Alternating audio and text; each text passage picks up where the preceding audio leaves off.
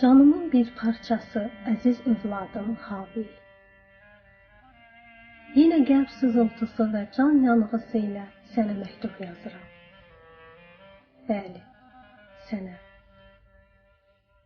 Şəhid olduğum xəbərini aldığım gündən qəlbimi ovutmaq, bu dərmansız dərdimi az da olsa yüngülləşdirmək üçün sanki sən sağmışsan kimi davranaraq sənə məktublar yazıram. Onları yazır, oxuyur, yenidən yazır, yenə yazıram. Hər zaman qəlbimdə sən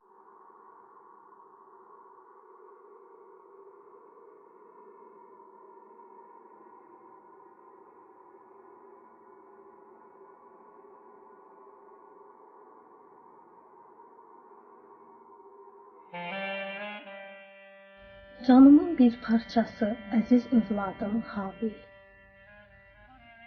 Yenə qəlb sızıltısı və can yanğısı ilə sənə məktub yazıram. Bəli, sənə. Şəhid olduğum xəbərini aldığım gündən qəlbimi ovutmaq, bu dərmansız dərdimi az da olsa yüngülləşdirmək üçün sanki sən sağmışsan kimi davranaraq sənə məktublar yazıram. Onları yazır,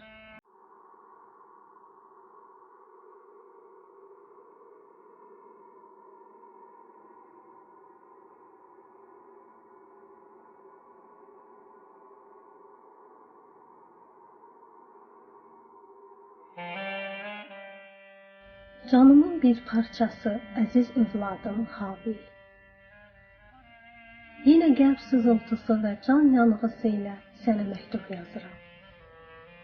Bəli, sənə.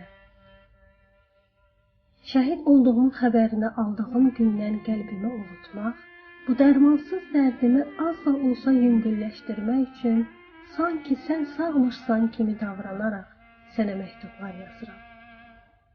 Onları yazır, oxuyur, yenidən yazır, yenə yazıram. Hər zaman qəlbimdə sənlə danışıram. Birdən düşünürəm. Bu dünyada ən ağır iş və çətin vəzifə ana olmaqdır. Ən dəhşətli dərd isə bala dərdi, övlad həsrətidir.